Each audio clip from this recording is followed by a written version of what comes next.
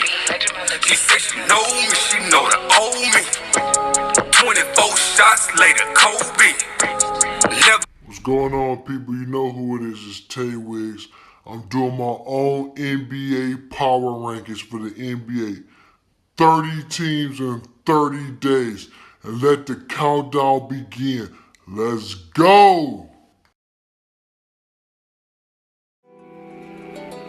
The most important thing I learned throughout basketball and life is, how you treat people, how you come in every day with your energy, trying to stay the same way. Consistency, for the most part, is what I learned through the game of basketball and life.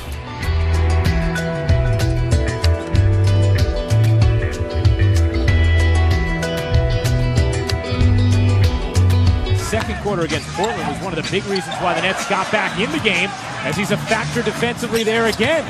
Nice kick to Foy. He cans the three. Gotta like the energy that the Nets have come out with tonight. Poorly this season, and especially since the All-Star break. LeVert, another much-needed sight, this time for Brooklyn, as LeVert had been ice cold of late from three. 67% from the floor. Nets have to pull him off. Kilpatrick alone with an answer. Been effective, Mike. 7 points here in this first quarter. Whitehead, the rookie out of Seton Hall. Acey, like I said, he's developed a three-point shot. If it causes the ball to bounce unnaturally, it would be a goaltending violation, and a three dropped in by Spencer. Tried to bounce it to Hollis Jefferson, could not, but it's still loose, and Lynn comes up with it. Here's Hollis Jefferson pounding it down. Oh, what a mammoth hammer.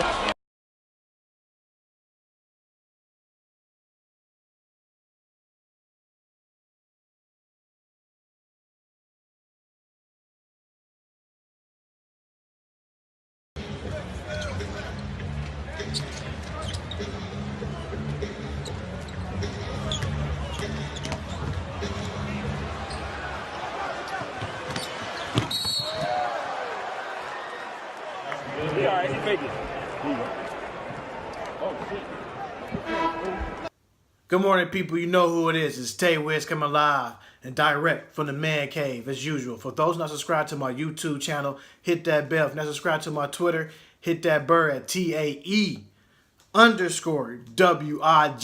Now, since Summer League is over, I'm doing something different. I'm going into my own power rankings for the NBA. As of today, starting at number 30, the Brooklyn Nets. And why I chose the Brooklyn Nets? Last year, they won 20 games out of 82. Their record was 20-62. In the Eastern Conference, they was 11-41. In the division, 3-13. And I look at the roster from last year: Quentin Acey, Trevor Booker, Spencer Dinwiddie, Jeremy Lin, Randy Foy, Archie Goodwin, Joe Harris, Rondae Hollis Jefferson, Sean Patrick, Caris LeVert, KJ McDaniels, Isaiah Whitehead, and Andrew Nicholson. And with some of the key additions this year that they have were the rookie center out of Texas, Jared Allen, 6'11". He brings size. He has size, and he definitely can run the floor. But the one thing can he carry over from the college game would be his offense. Can he have an offensive game that carried the Brooklyn Nets past more than 20 games? And the key additions they have are small forward that got traded, DeMarre Carroll, D'Angelo Russell, and Timothy Mozgov got traded there from LA. And their key departure from last year was also Brook Lopez. Now, since Brook Lopez is gone, where I see this team coming in this coming fall, when the season starts back in September, I told you they won 20 games out of a possible 82. So this year, the Brooklyn Nets are, in my power rankings, are ranked 30th. That means you are dead last in the league. And right now, I got them winning 26 games. They'll be 26-56.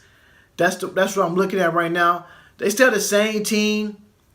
DeMarre Carroll, since he's been in the league, I still don't see him as a threat, as a scorer.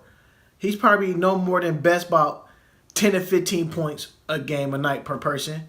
D'Angelo Russell, what type of D'Angelo Russell will we see? We played with that D'Angelo Russell with a chip on the shoulder who got traded from LA and bring that same attitude to the Brooklyn. We need to see something different from D'Angelo Russell as he transitions in his third year in the league.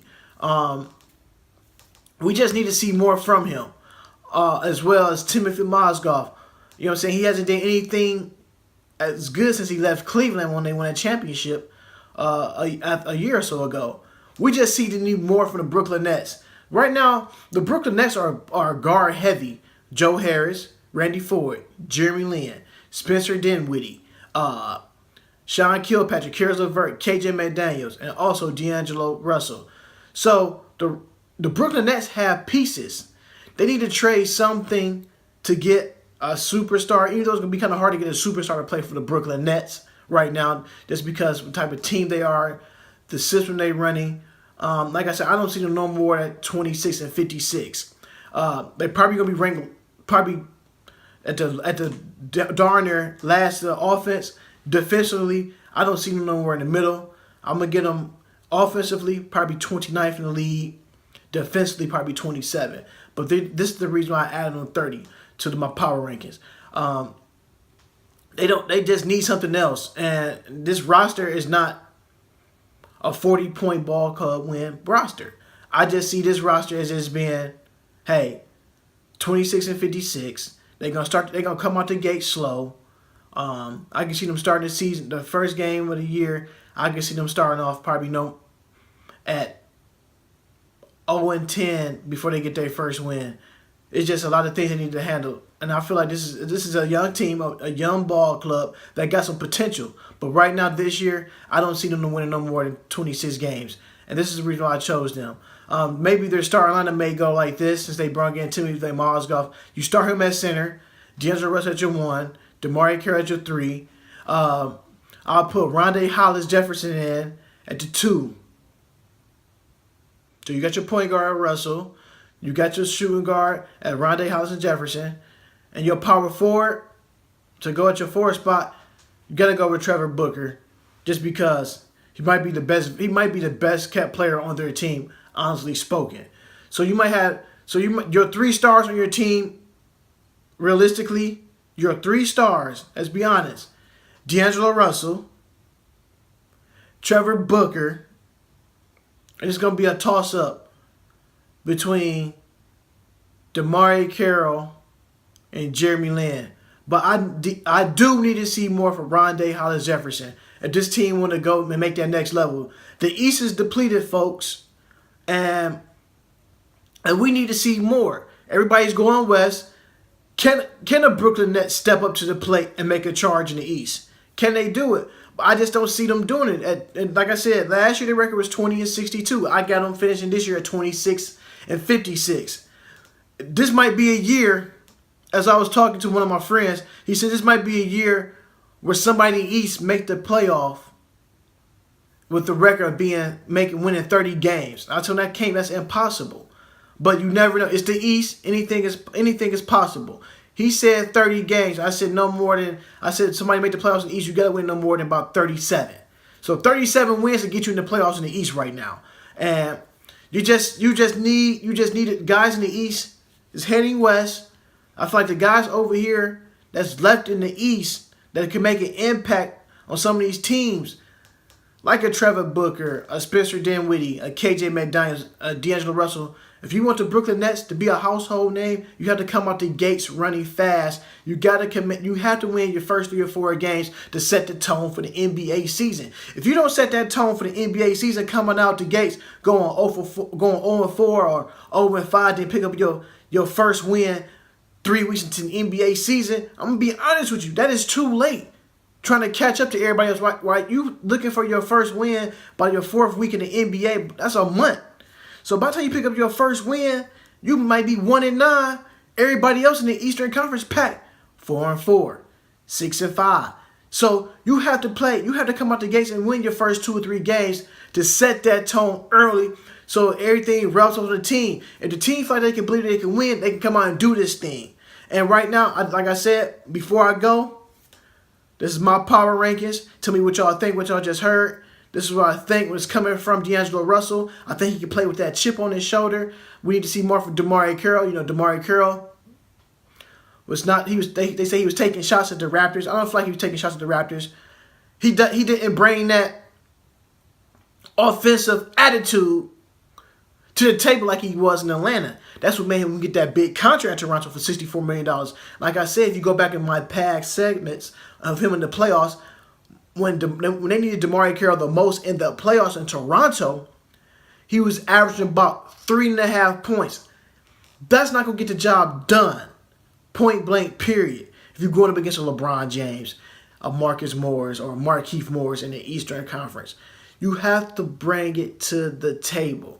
And when they pay you $64 million and they gave you 64 million ways and reasons why they traded you away to the Brooklyn Nets. Traded him to the Brooklyn Nets and they got younger, got some more trade ability. And this is, if DeMarre Carroll could play with that chip on his shoulder, what he told the reporters about the Raptors, if he can bring that to Brooklyn and instill that what he faced into the younger guys with the Joe Harris, the Archie Goodwin, to get them motor going against them young players, everybody has a story to tell about what they should do in the NBA. And right now, DeMarre Carroll, I need you to bring that chip on your shoulder to the Brooklyn Nets locker room and get the Brooklyn Nets up and running. Like I said, 20 wins last year with 62 losses. I got y'all getting 26 wins and 56 losses. That's 6 more wins and 10 fewer losses. Let's see how this Brooklyn Nets season go. D'Angelo Russell's another one. He got traded from LA. They say he's not a locker room guy. I'm gonna be honest, I'm an Ohio State Buckeye fan. He's a Buckeye collegiate basketball player, and he plays in the NBA. And my advice to D'Angelo Russell, since him being a younger guy out there, LA is gone. Put them in your rearview mirror. Go forward. Don't go backwards.